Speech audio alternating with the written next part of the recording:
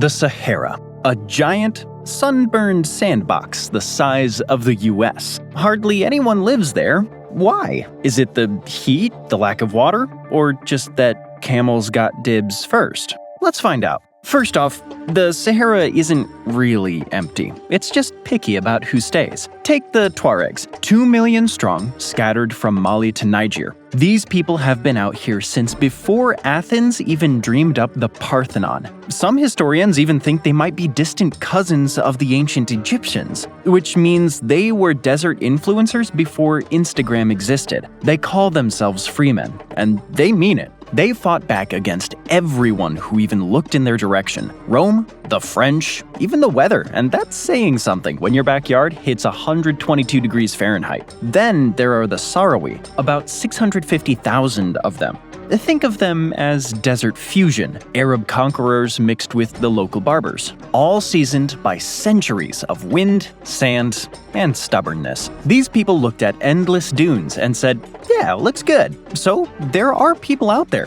Just look at this map. But from space, the Sahara looks empty, as though someone hit delete on half a continent. The only people brave enough to be out here? Nomadic tribes. Their homes, traditional tents made from fabric and animal hair. Their livestock provides food and drink. And the method of travel? Camel caravans. Reliable in the blistering desert heat and essential for seeking out water sources. But more on them later. Let's take a wider look at the Sahara. The only green streak? It's over here. The Nile Valley. It's Egypt's cheat code. Predictable floods, endless farmland, and a history longer than your ex's list of red flags. Go west, and Libya tried to one-up nature with the Great Man-Made River. It was a $25 billion underground straw sucking water from ancient aquifers. Beyond that, it's the Great Beige Void. Between the Nile and the Sahel, population density drops. Across 3.6 million square miles, only 2.5 million people call this place home. The rest, and the world's largest solar panel, minus the electricity. But there is something peculiar about this dead zone. In 332 BC, Alexander the Great marched into Egypt and was crowned pharaoh. But conquering the known world wasn't enough.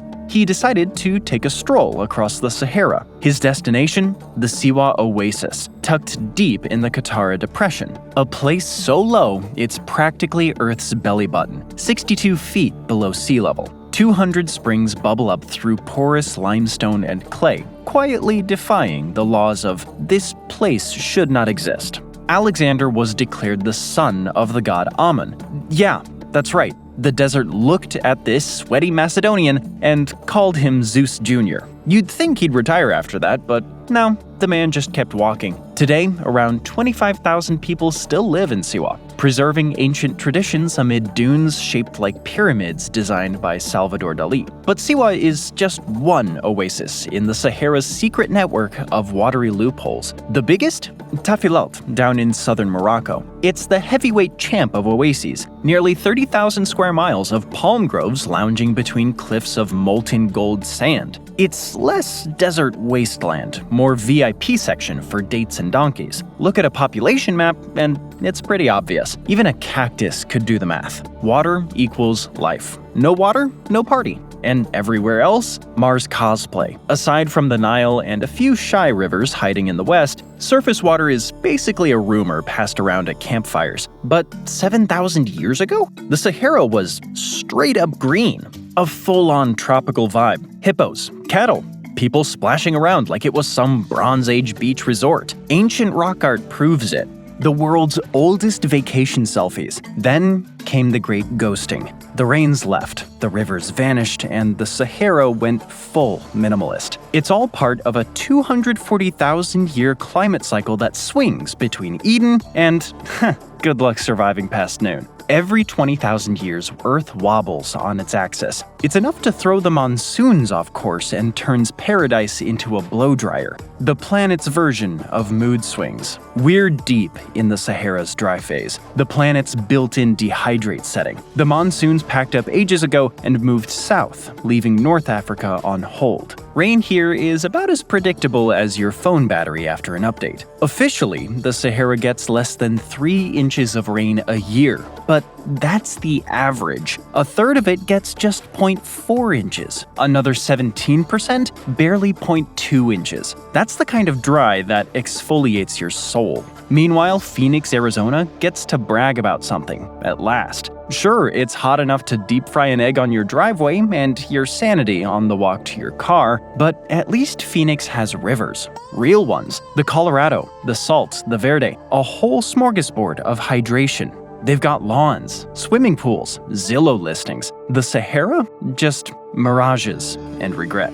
But beneath all that sand, ancient water trapped when this place was lush. Take a look at this map. Giant underground aquifers. The biggest, the Nubian sandstone aquifer system, sprawls across 1 million square miles, enough to keep the taps running for centuries. Except it's fossil water. Once you drink it, it's gone. No refills. Rain doesn't come here anymore. Libya's great man-made river lives off this ancient stash, slurping the remains of a wetter world. When it dries up, so does the fantasy of a green Sahara. And if you like these map dives, make sure to hit that subscribe button. My ambition's evaporating faster than the groundwater. Anyway, even the oases, those tiny, stubborn green miracles, are dying slow deaths. The desert's gradually expanding every year in hotspot zones, swallowing the Sahel one grain at a time. At Timbuktu, the Niger River just ghosted the place, isolating the city from a reliable river source. Now the Sahel's crumbling into dust and everyone left is watching the horizon creep closer. A slow-motion avalanche of sand whispering, soon. Siwa, Tafilalt, they're candles in a hurricane. Bright, beautiful, and doomed. No water means no people, no cities, and no tomorrow. The lights are still on, but the desert's already reaching for the switch. And yet, in the Western imagination, Timbuktu still sounds like a bedtime story for geography nerds.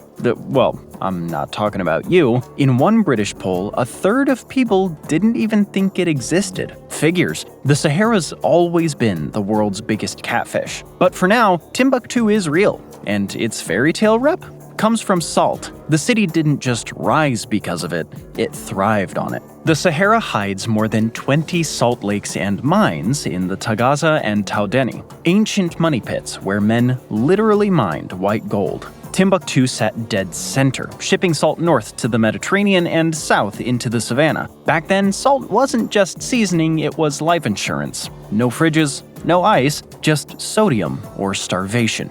Eat your food unsalted? You weren't rustic, you were barbaric. Civilization quite literally was built on seasoning. Salt Bay would have been in his element. But just like Salt Bay's career, the Sahara's Salt Act went too far. All sizzle, no survival. Too little water, too much salt, Earth's worst skincare routine. Rome supposedly salted the Earth after destroying Carthage. The Sahara, it did it to itself. When the climate flipped, the region's lakes vanished almost overnight, geologically speaking, leaving behind a crunchy crust of minerals. Fantastic for ancient traders, but awful if you were hoping to plant, well, anything. Even now, the soil's still marinating in salt. A few scraggly grasses poke through, plus the occasional palm tree, and then there's the desert watermelon. It's toxic enough, the FDA straight up banned it, and the US Army warns soldiers against eating it. And as if salt and poison melons weren't enough, the Sahara's got bacteria that hoard water like doomsday preppers. They trap every drop underground to protect themselves. A microscopic conspiracy to keep the desert dry. Life exists here, sure, but it's the kind of life that makes sure nothing else does. Sift away the dunes and you'll find what's really beneath. Yermasols, the desert's favorite dirt. They're the most common soil here, and they have a unique trait. Quirky, not like the other soils, they're thin, like influencer skinny. Beneath that barely there layer, gravel and pebbles. It's like the earth gave up halfway through making topsoil. If you're dreaming of farming here, forget it. Crops don't grow in gravel. about the best you'll get is a toxic watermelon and a sunburn. And even if you somehow could grow something, you'd have to deal with seasons. Except the Sahara doesn't care about the whole spring, summer, fall thing. Its seasons are just levels of chaos, from gentle exfoliation to sandblaster set to annihilate. In West Africa, from December to April, you get the Harmattan. Locals call it the Doctor Wind, probably because it keeps doctors busy. It's dry and slightly cooler, but it also delivers bonus prizes, like parasites and tuberculosis-causing microbes. The humidity drops below 5%, which is great if you're beef jerky, not so much if you're human. Meanwhile, over in East Africa and the Levant,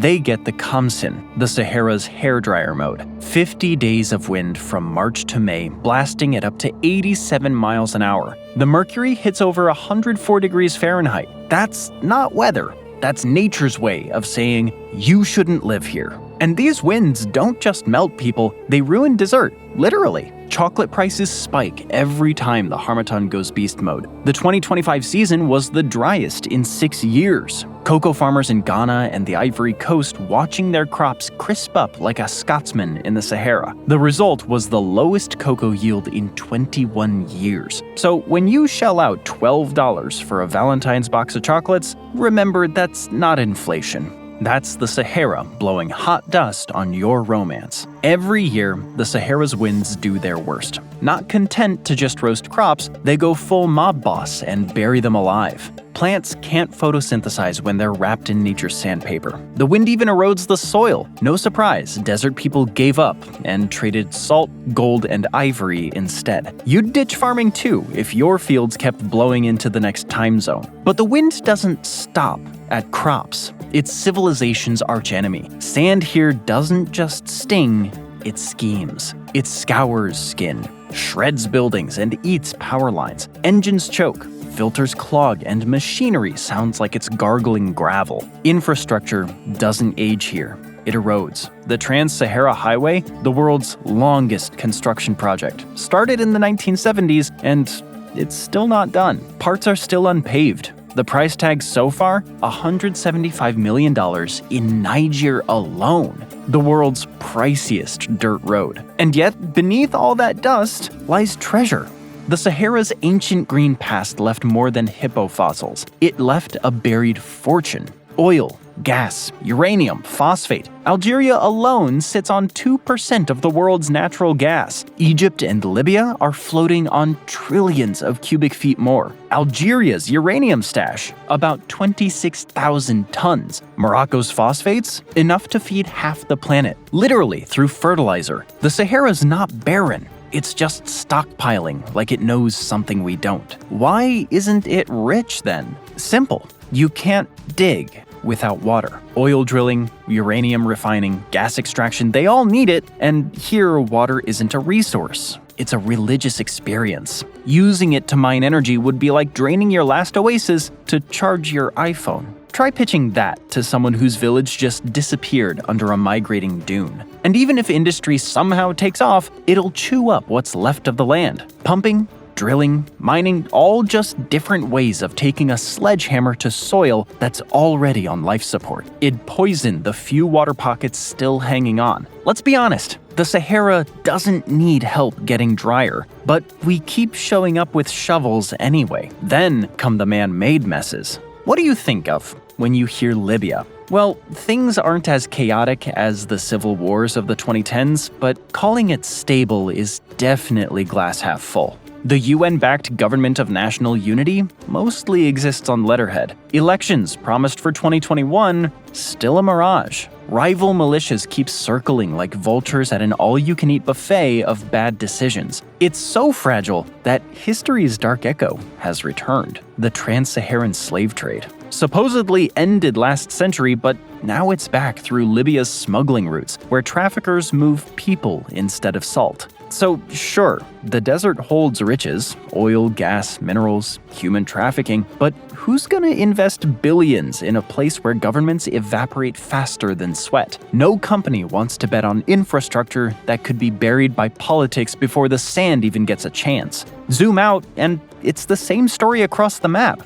The borders slicing through the Sahara are colonial ghosts. They were drawn by Europeans who, by 1914, owned 90% of Africa, after having just 10% in 1870. Lines made in Europe forced on Africa. The land never listened. And now, it's reminding everyone who's really in charge. The wind, the heat, and time itself. When the old empires finally finished straight up murdering each other, they were too broke to keep their colonies. But handing them back was less graceful exit and more, good luck with that. The colonizers had drawn borders through cultures they barely understood. Trade routes and communities were sliced up. The result? A map held together with bad guesses and arrogance. Those lines are still haunting everyone today. The borders may be arbitrary, but the countries they carved up are painfully real. Political Frankensteins stitched together. Most are run by strongmen who rose from the aftershocks of the Arab Spring, each one promising stability while holding a match over a barrel of gasoline. The Sahel War now stretches across a large swath of Africa. It's the desert's version of a group project where everyone's failing. When French forces pulled out of Mali in 2022, the power vacuum didn't just sit there. Military regimes poured in. Now, figures like Abdurrahman Chiani run the show, turning the region into a patchwork of juntas. Not exactly where investors line up with PowerPoints and open checkbooks. You can't pitch stability when the guy signing your permit shows up in sunglasses and a tank. And colonialism didn't just wreck politics, it wrecked the dirt, literally. Europe forced locals to ditch sustainable crops for cash ones like cotton. It stripped the soil faster than the colonizers stripped the land. By the time independence rolled around, the ground was cooked. All the nutrients gone, slow cooked by the sun until even the dirt tapped out. So, is the Sahara doomed? Well, not quite. But don't expect a Disney ending. Take Doha, Qatar, a sci-fi mirage that actually worked. It hit an average of 106 degrees Fahrenheit last year, and it's doing okay. It's powered by sheer stubbornness and desalination plants. Since 1954, Doha's been turning seawater into tap water so efficiently that 99.9% of its supply comes from the Gulf. The other 0.01%? Aquifers. Backup for when Poseidon rage quits. It's an engineering miracle, one the Sahara can't even dream of. You can't desalinate what you don't have. Like access to a water reserve and a few billion tucked behind a dune. Qatar's secret weapon isn't luck. It's liquid gold and explosive personality. The country's sitting on over 25 billion barrels of oil and 843 trillion cubic feet of natural gas, about 11% of the planet's stash. And as of February of 2024, Qatar Energy claims it's found even more, another 240 trillion cubic feet in the North Field. What does that mean? Money, mountains of it. Enough to make Qatar the world's 5th richest country per capita. That's buy another soccer team just to bench it rich. The process isn't cheap, about $5 to $10 per 1,000 gallons. But when your GDP could drown a small nation, you don't sweat the bill. Now picture Libya trying that trick. Desalination on Qatar's scale? Not a chance. And Libya's one of the richer nations in the Sahara. Sudan, Mauritania, Senegal, they're not even in the race. Unless some miracle investor shows up with deep pockets and zero fear of coups, desalination's staying on the wish list, right next to democratic government. Sure, Libya's great man-made river does it, but you try maintaining it through sandstorms and shifting dunes. And roads. Forget it. And then there's politics, the Sahara's most persistent drought. Moving anything across these borders means negotiating with governments that can barely negotiate with themselves. In theory, they could fund projects together using oil and gas money. In practice, that requires peace, stability, and a total absence of coups. 3 things the Sahara's allergic to. Niger alone has had 5 since independence in 1960. There is one country in the Sahara you won't find on most maps, the Sahrawi Arab Democratic Republic, aka the SADR. It's actually a government that almost no one recognizes. It claims Laayoune as its capital, but Morocco controls both the city and about 80% of the territory. To lock that down, Morocco built a 1,400-mile sand wall cheerily called the Free Zone. The SADR's de facto capital? Rabuni, a refugee camp with a flag. This stalemate's been dragging on since the 1970s, making long-term investment sound like the setup to a cruel joke. Desalination plants? Shipping routes? Please. No one bets billions on land where even the borders can't stay put. So what is the Sahara's biggest export? It's not oil, not gas, not even water. It's dust. Every summer, the Saharan air layer kicks up 180 million tons of the stuff and yeets it across the Atlantic. It drifts over New York, sprinkles the Caribbean, and settles in Cancun, just in time to photobomb someone's honeymoon. But it's also Florida's BFF. Remember the hurricane factory that was the 2005 Atlantic season? 2006 was supposed to be the sequel. 16 named storms, 10 hurricanes, 6 majors. Instead, the Sahara hit send dust, and the ocean said, "I'm out." Only 5 hurricanes showed up, and just 2 made varsity. That dry air choked the storm system, the desert's idea of weather management. And the dust doesn't just kill storms, it feeds jungles. Each year, about 27.7 million tons of Sahara dust fall on the Amazon basin, loaded with phosphorus, rainforest vitamins. It's nature's weirdest supply chain, one of the driest places on Earth keeping one of the wettest alive. Nature's strangest long-distance relationship.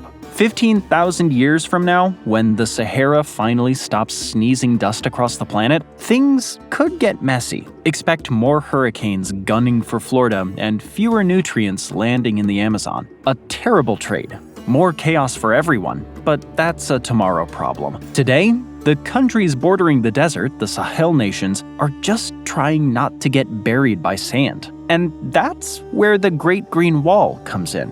Africa's grand plan to fight sand with leaves. Launched in 2007, it's a botanical Hail Mary, 5,000 miles of trees meant to restore 247 million acres of dead land, trap millions of tons of CO2, and create 10 million jobs by 2030. Basically, the planet's biggest gardening project. Even Eritrea signed on, probably because its president doesn't want to wake up one day with beachfront property made entirely of dust. It's bold, it's brilliant, and it's behind schedule. As of last year, only about 30% of the target areas were restored. Coordination across a dozen countries has been about as smooth as a camel ballet in a sandstorm. Critics call it green neocolonialism, especially after Emmanuel Macron showed up in 2021 with a checkbook and a guilty conscience. Nothing says, "Sorry for colonizing you," like offering to plant a few trees. And really, not everyone wants the same hand that held the whip,